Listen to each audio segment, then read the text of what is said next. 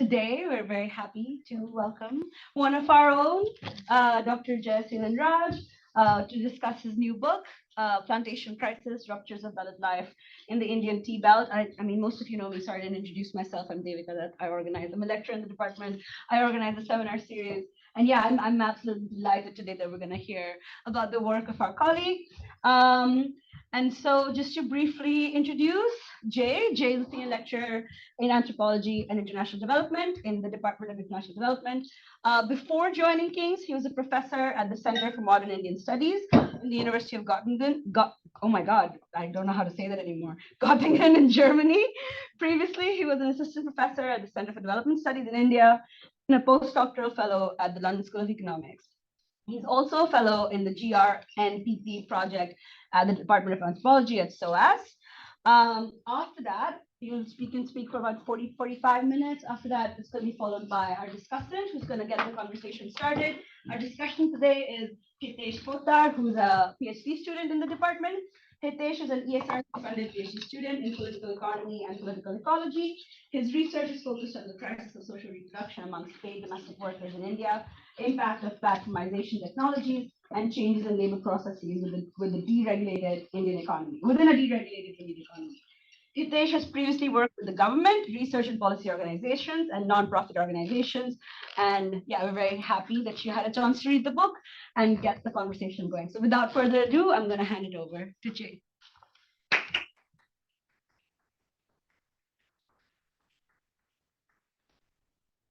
Thank you so much, Devika, for the invitation and for the generous introduction. And I remember presenting part of my work during the interview for this position. So this is something like an extended version of what many of my colleagues might have heard me before. So this book is based on my PhD and my postdoctoral research. I did my PhD with the University of Bergen in anthropology, Norway, then postdoc with anthropology LSE. So it actually covers something like 15 years, roughly, but also I have a decent knowledge of a plantation system, and I try to summarize it for the book. So the book is about economic crisis in the tea industry and how to approach it ethnographically. So looking at plantation crisis from the point of view of the workers, but not treating workers as workers, but as human beings, which means you may hear very little about economic aspects, maybe a little bit about political economy, but mostly it's I draw inspiration from economic anthropology, but also political economy, but also from Marxism and post-colonial theories of Fanon, alienation, for example. I try to bring together Marx and Fanon. I started doing field work in a time the plantation in Kerala, in South India, was collapsing, and it's tea plantations. So initial idea that I had, especially from a sort of Marxian economic anthropology perspective, is to look at social reproduction in plantation in connection with alienation, and as the workers were descendants of indentured laborers brought after the abolition of slavery in the 1850s. After 1850s, plantations got established around from 1860s onwards. So I was just curious to know how, it's a sort of interesting paradox of how long these workers were so reproduced. Of course, there were people going out. It's not that the plantations were totally insulated, but of course the workers were going out, getting out of plantation, but at the same time, their relatives were brought in to replace them. So it was mostly Tamil-speaking Dalit workers from the what we present day Tamil Nadu to the state of Kerala, which is Malayalam speaking. So it's a kind of different context. So when the workers actually, the sort of indentured workers migrated during colonial time, it was migrating to a different country because the region they migrated was a princely state, not under the British directly. So it's like just like going to, for example, Malaysia or Sri Lanka. Okay, so they just chose that they are going to Travancore, which became part of modern state of Kerala.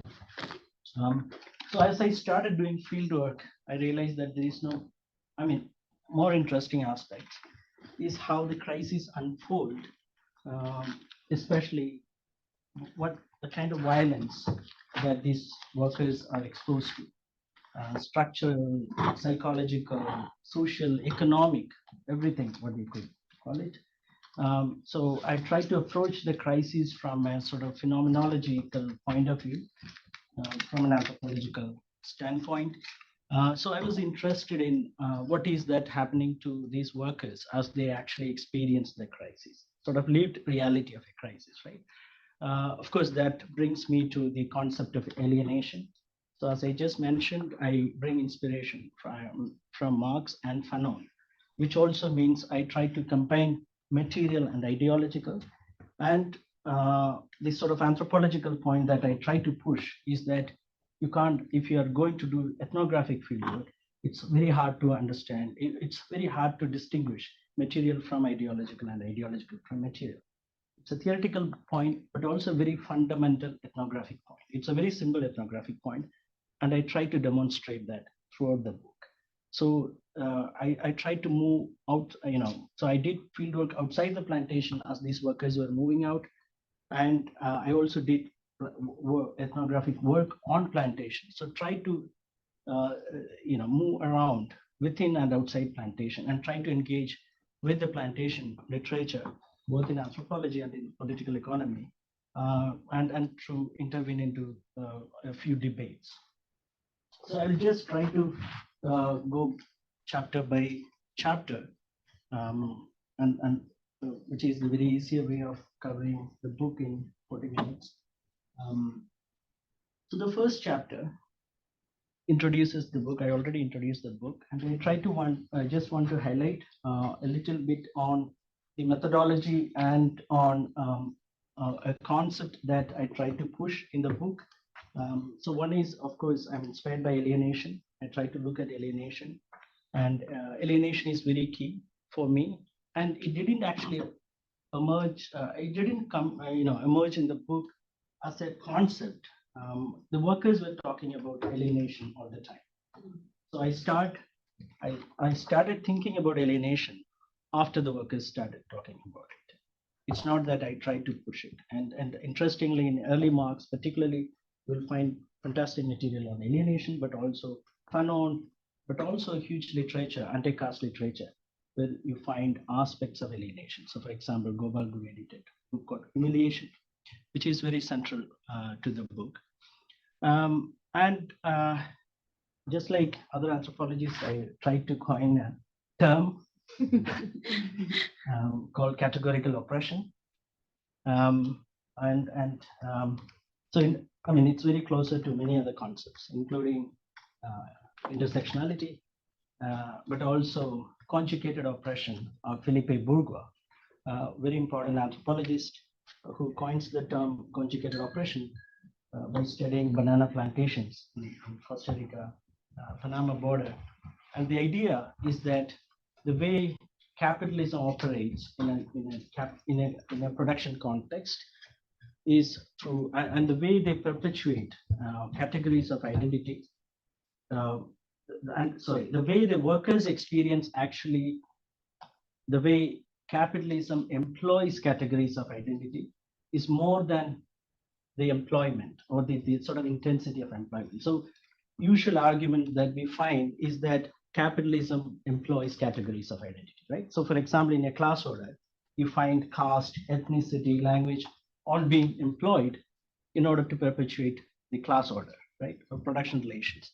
But Bourgois argues that it's more than that, because the way the workers experience and live through that production relations and class order is much more than what capitalism intends to do in employing the categories of identity.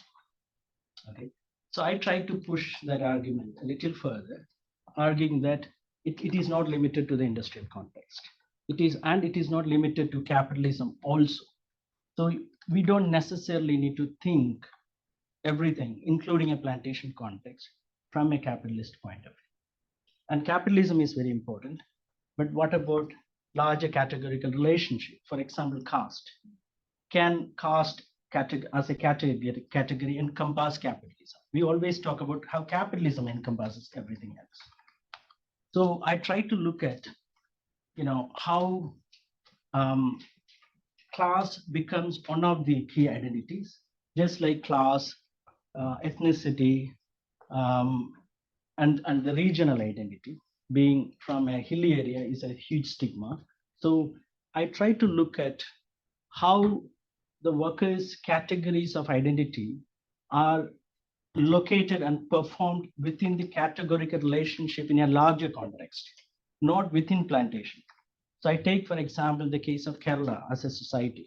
So within Kerala, if you have if you embody different kinds of identity, how those identity are played out, where are you located within the hierarchy? So there is hierarchy for everything, right? So there is no category that is neutral. It is always hierarchical. So where are they located, right? I mean, this is a basic idea in intersectionality also. So I try to bring categorical relationship, which I take it from Clyde Mitchell, an anthropologist from Oxford, who studied Zambian copper mines, where he explained the concept of categorical relationship.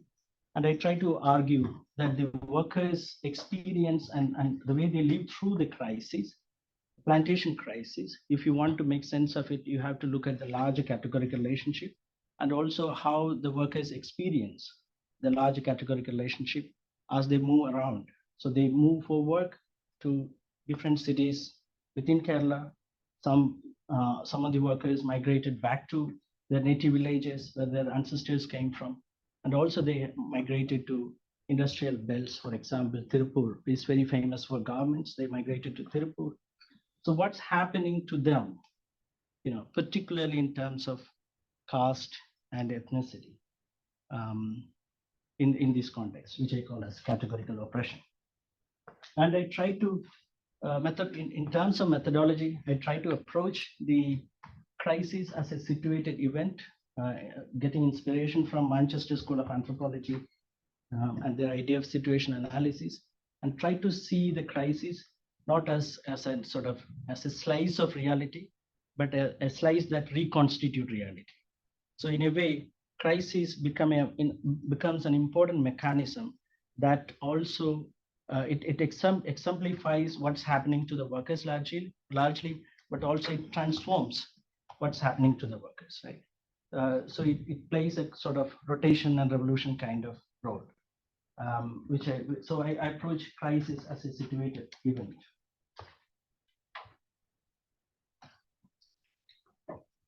So before I get into the crisis as a situated event, the first chapter explains what was the plantation order before the crisis unfolded in the plantation.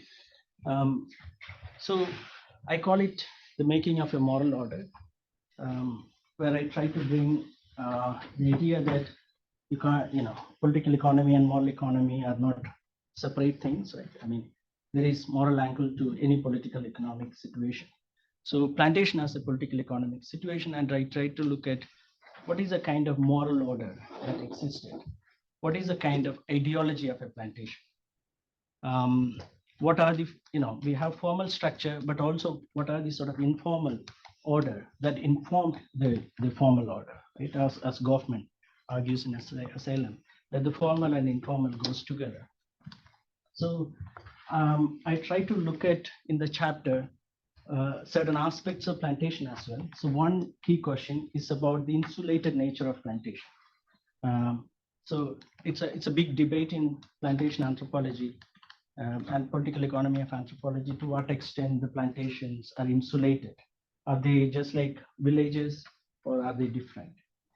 And the sort of recent literature suggests that It's just like villages, people are moving out, moving in, that sort of thing. But I just want to emphasize on the difference. So I argue for the case of the insularity of plantation, the insulated nature of plantation, because the insulation is not about whether people come inside plantation and go out, whether they are just, it's not about the rigidity of the physical space, but about the social space. Um, because plantation is a very different idea. It is definitely not similar to a village structure. Okay, so plantation has a purpose where we have to emphasize on this sort of political economy aspect, right? The purpose here is to produce tea, and there is a particular class order that exists on the plantation. And I try to explain the class order within plantation. What is a superintendent, supervisor, security guards, all sort of um, how people are categorized within plantation for class order, but also how other categories of identity feeds into it. So, for example, caste. The higher the caste, higher the position. But also I pay attention to how caste is very different on plantation because it works differently in a class order. So this is a point from, again, Clyde Mitchell, I take it and use it here, that the category as it travels from one region to another, that the content of the category is transformed, although the logic remains. So it is cast in a larger ideological sense, but certain aspects of caste relations are suspended within plantation.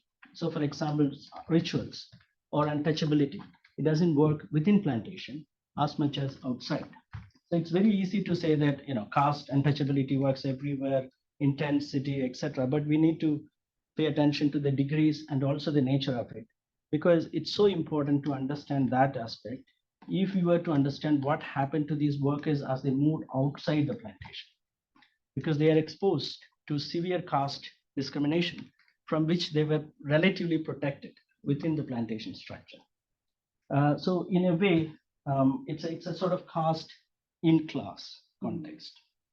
And I also try to explain the class order, how it is spatialized. The hierarchy is spatialized within the plantation.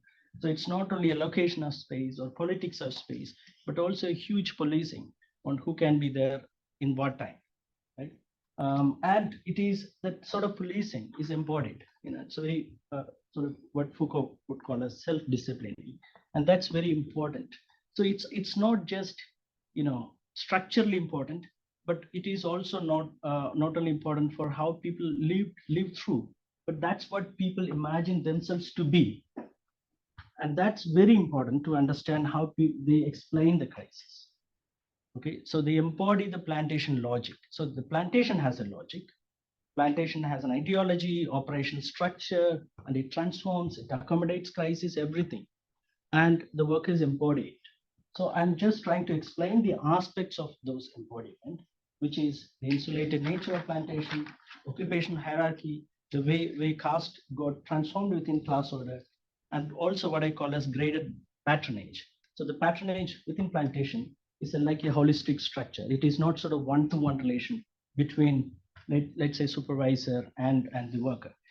And the sort of patronage is because it's an informal relationship.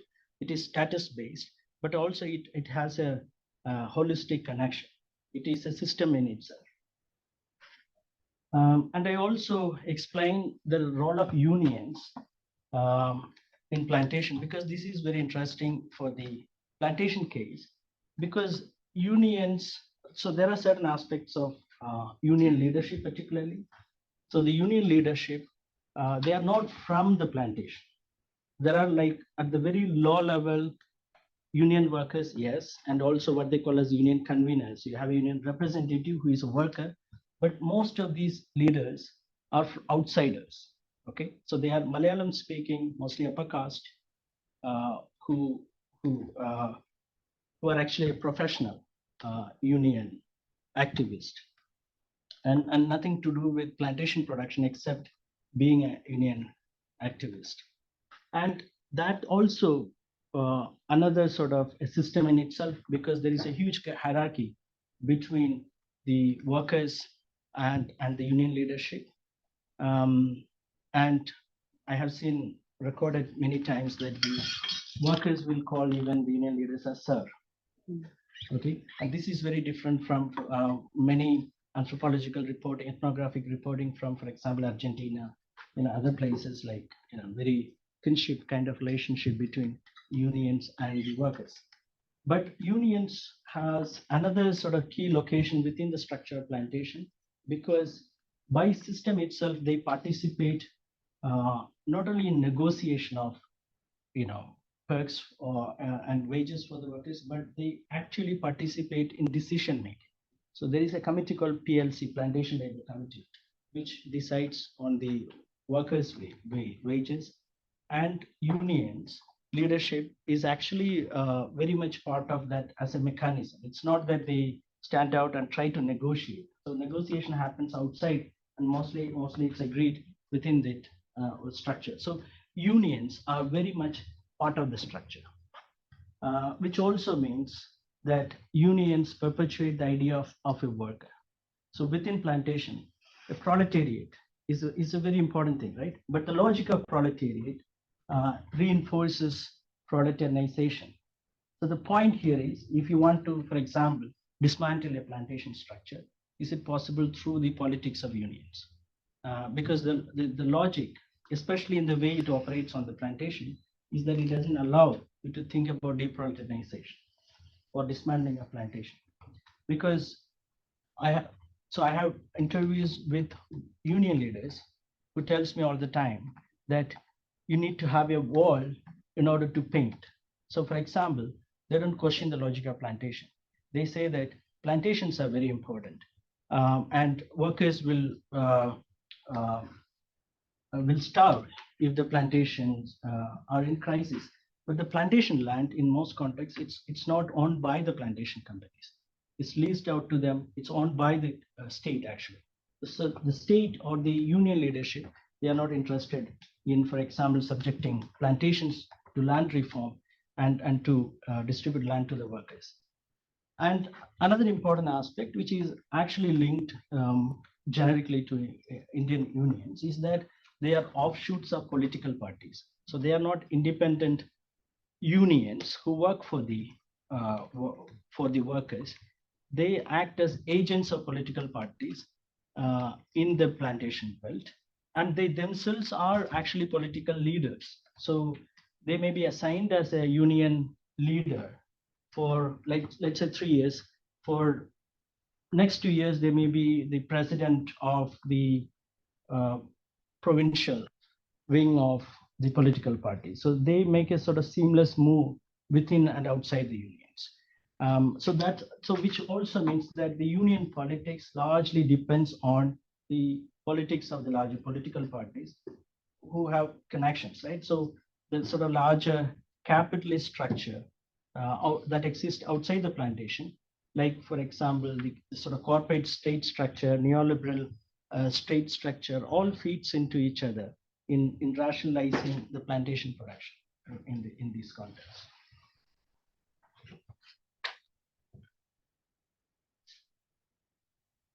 And I'm running out of time. Anyway, so the second chapter explain. So if you look at the chapterization, I try to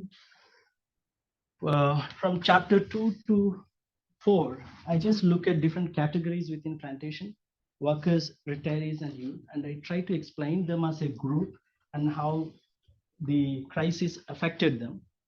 So the workers, I look at the workers who were employed on the plantation when the plantations were shut down and what's happening to them. So I look at two categories of workers. One is who attempt to stay on the plantation, and the others who moved out of the plantation.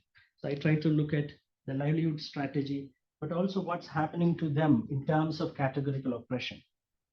So I try to make a distinction here between economic versus social mobility, especially important in the caste context, because you may attain economic mobility, you may move to cities, you may get a better job, but in terms of social location, actually you're exposed to more and more caste atrocities. But back in plantation, you may have little money, but you have relative autonomy, you know. So there is, of course, relative autonomy within the violent structure of plantation. So for the retirees, I look at people who retired from the plantation and they are waiting for their payouts because that was their hope for when they toil on the plantation for 40 years at least, and they just wait for that payout, and it's not a big amount actually. So those who actually are retiring now, they may get 1.5 lakh Indian rupees, like 1,500 pounds. But when I was doing field work, it was like 80,000, 90,000, 1 lakh maximum. So it's below 1,000 pounds. And I look at what's happening to them. So in the Indian context, for example, if you want to participate in kinship at certain age, right? Of course, being a retiring worker itself is a stigma, as explained in many contexts. But if you want to break that stigma, you need to have certain access, right? So resource like payouts is a resource that you can distribute to your family, or in order to participate in kinship relations, in ceremonies or anything, you need actually that money.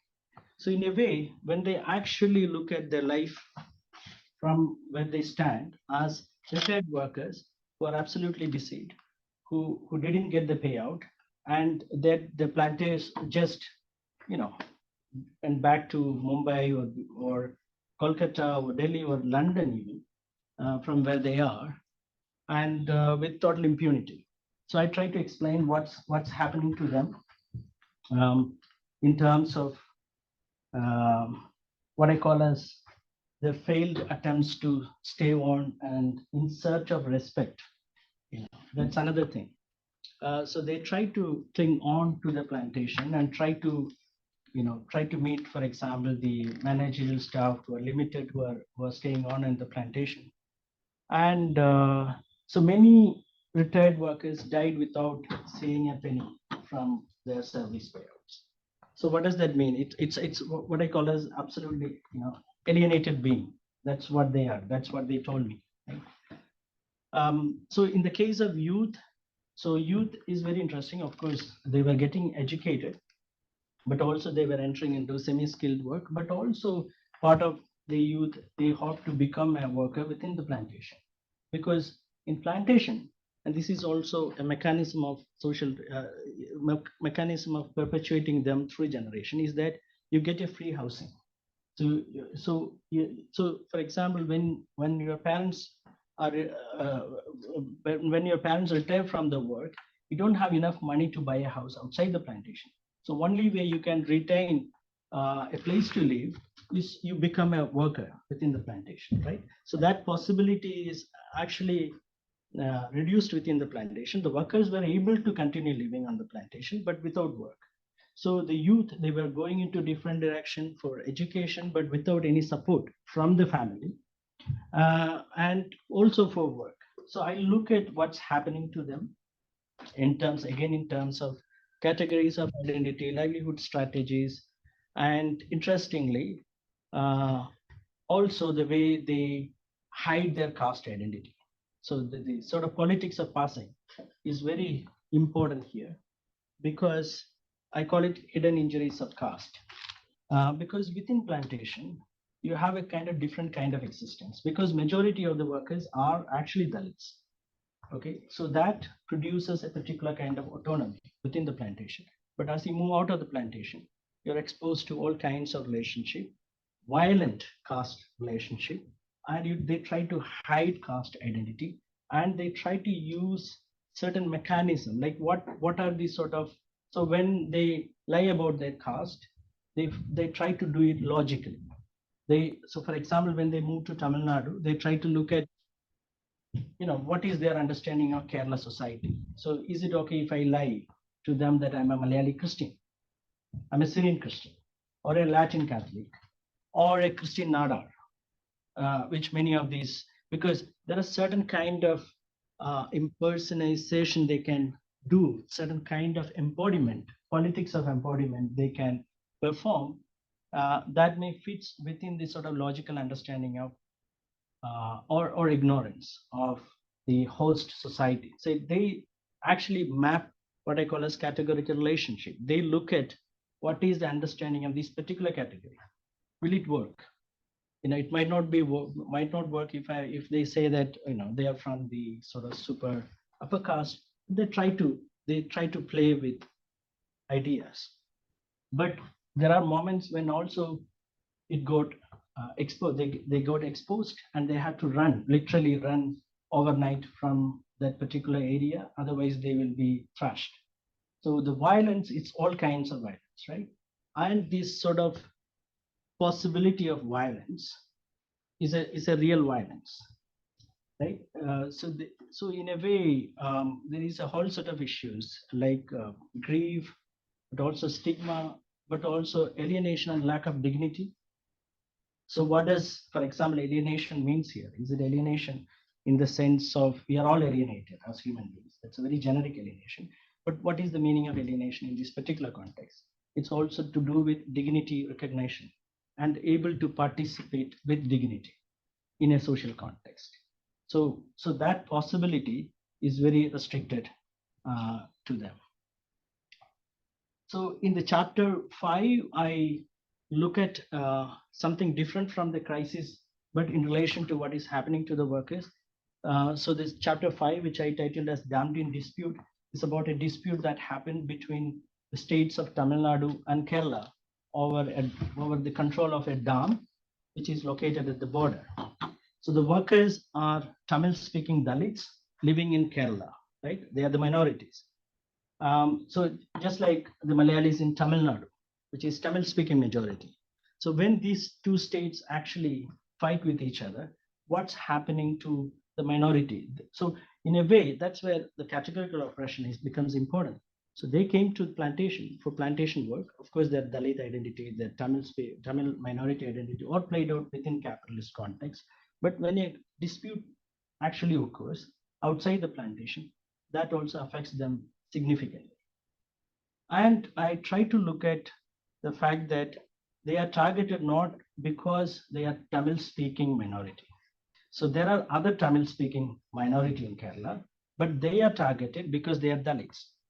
Because they are located at the bottom, they are understood to embody and they are expected to embody all the kinds of worthlessness, nastiness, evilness of your own, this kind of stereotypes of your hostile region, right?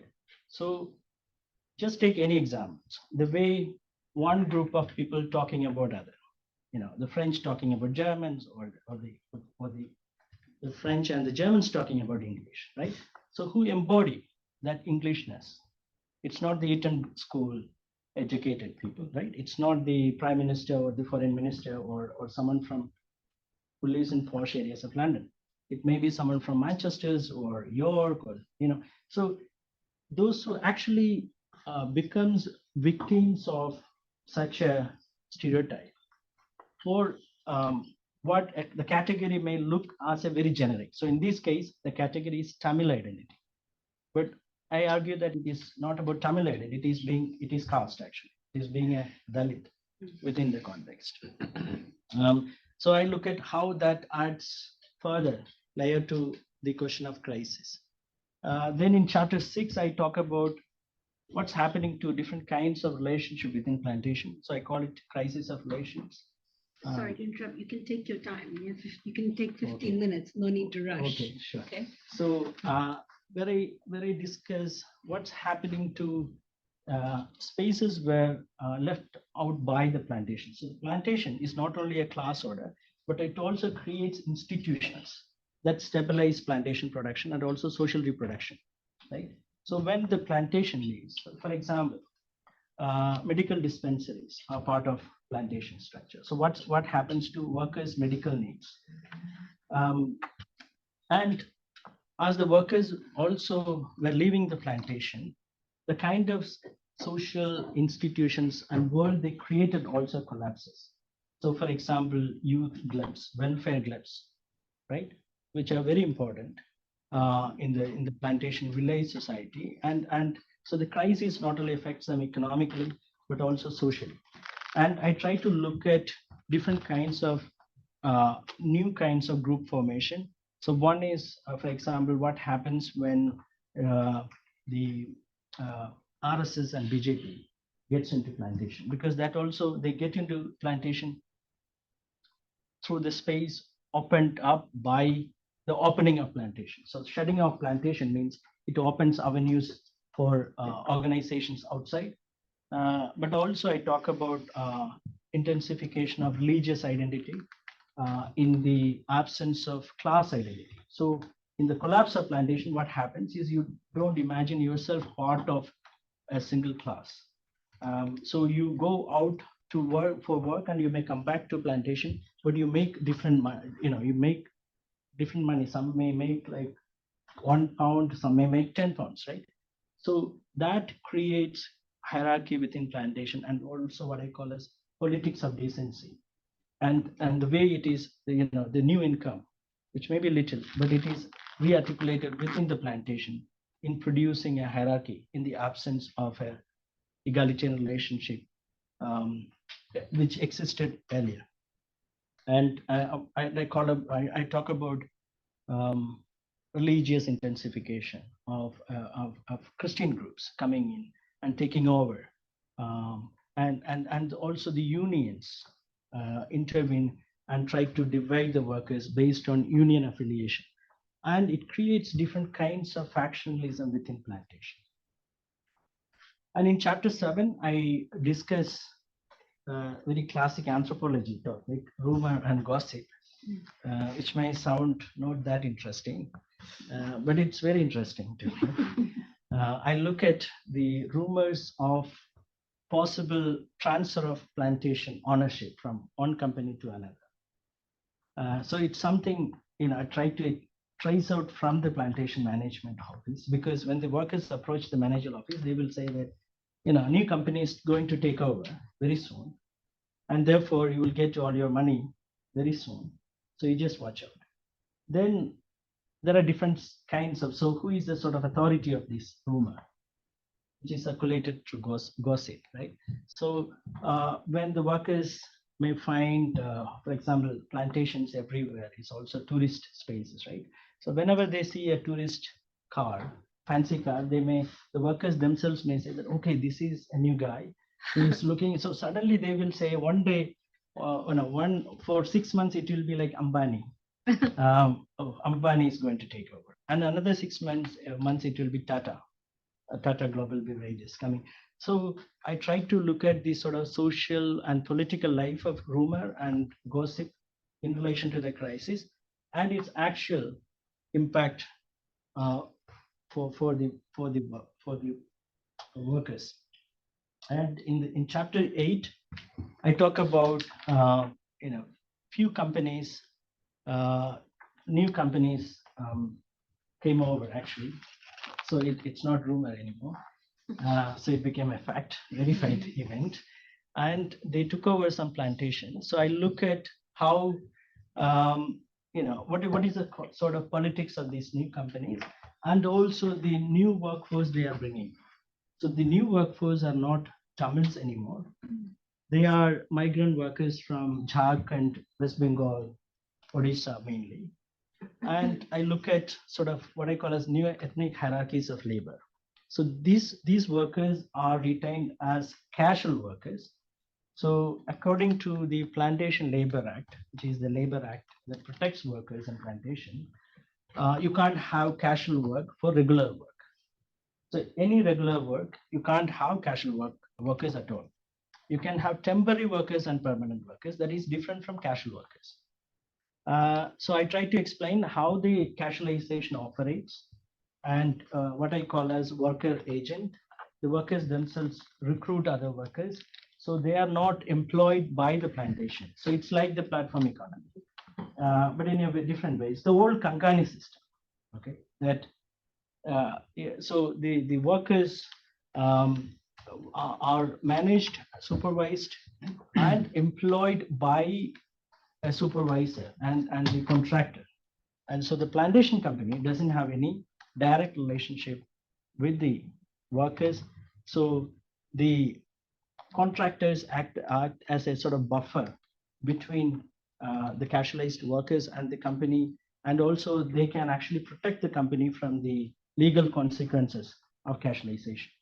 But anyway, casualization was also perpetuated through the logic of crisis itself, right? I mean, this is like in many other contexts that crisis you can rationalize dispossession, as many have argued in different contexts. So in the last chapter, I look at what I call as social consequences of crises, where I also try to explain ecological crisis that emerges from plantation, flood, landslides, human-animal conflict, which I explained briefly, as something which can be mapped onto the economic crisis. And in appendix, I have a short history of the tea belt where I worked. It doesn't fit within the sort of logical movement of chapters, so I just kept it as an appendix. Thank you.